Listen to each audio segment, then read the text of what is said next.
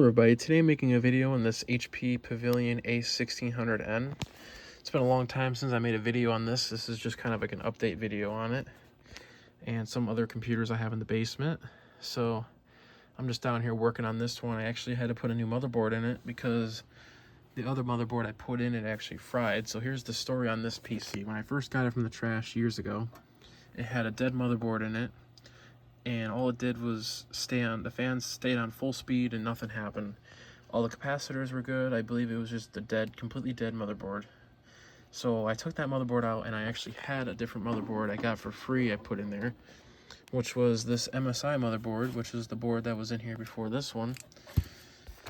This is not the board it originally came with, but this is one I put in after the original one failed. I had this board in there for about 3 years, and then I quit using this computer and I left it sit, and then I went to turn it on and there was no video output and no display or anything.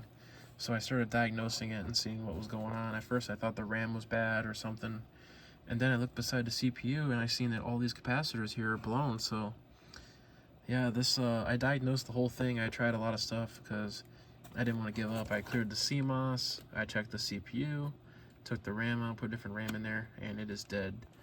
So I just took this board out and took the power supply. I completely gutted this computer of all its parts, everything down to nothing. And I actually went on eBay and found a original Asus motherboard that actually would have went in this thing from factory. So got a pretty good deal on it. It was only 27 bucks. So it actually came with the original cooler, and it came with the RAM and everything. So it's got the original cooler that this thing would have had, but the only difference is that this is an AMD Sempron instead of an AMD a1600n like it would have came with. So I will be putting an AMD a1600X2 back in there, and I'll probably max out the RAM to 2 gigabytes instead of 512. But besides that, it's running good. I had to put a bunch of parts in it though. I put a different power supply in there. It originally had a high pro power supply, but then I think the capacitors went inside that too, so I took it out and I put this light-on power supply in there, which is actually from a Dell. It came from like a Dell Inspiron, like a AMD Sempron Dell Inspiron. I actually powered it out. Works pretty good. It's in good shape, so it fits in there nicely and works very well. And it actually has SATA and everything on it. And another reason why I like this power supply is because the cables are easily able to be tucked in, so there's not a lot of wires coming out of this power supply, so it looks a lot cleaner. And then I also put this CPU like case fan right here, this little exhaust fan. This came out of a different PC. I think I parted out a couple years back.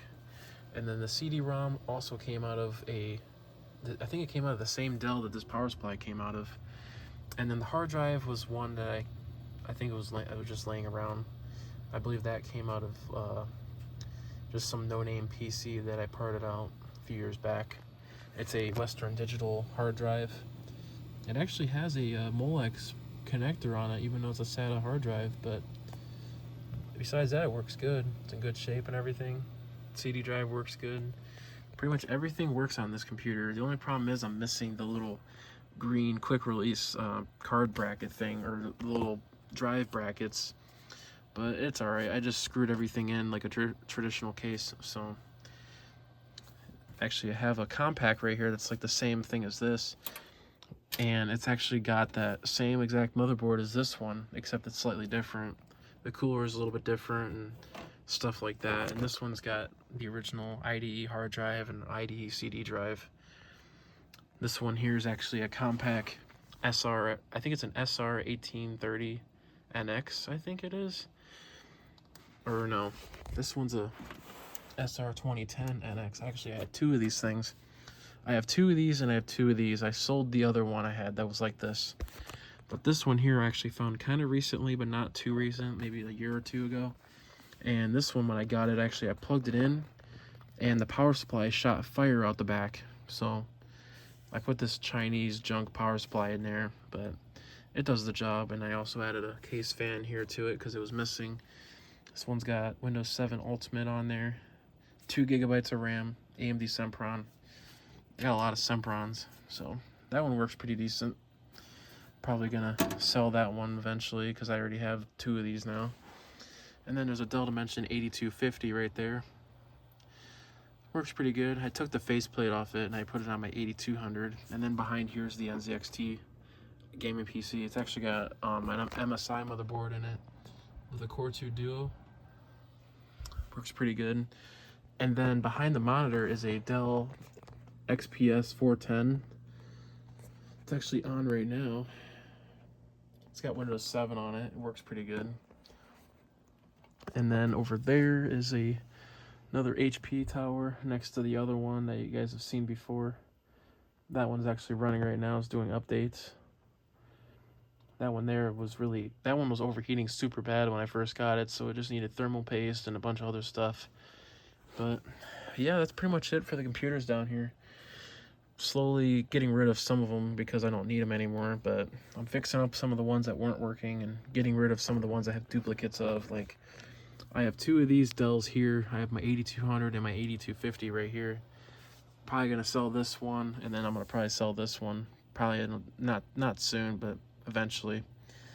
Just because, you know, I really don't use this stuff anymore. But this one, you know, I'm just gonna have it as a spare, like, old PC to mess around with. But here's the specs if you guys are interested. Yeah, it's a 1.8 gigahertz, pretty slow. It's slower than some of the Pentium 4s that I got. It's only registering that it's got 448 megabytes, but I know it's got 512 in there because both the sticks are 256. So, yeah, it's pretty much it for the video. I'm gonna go ahead and wrap up this video. So, thank you guys for watching this video, and please like and subscribe.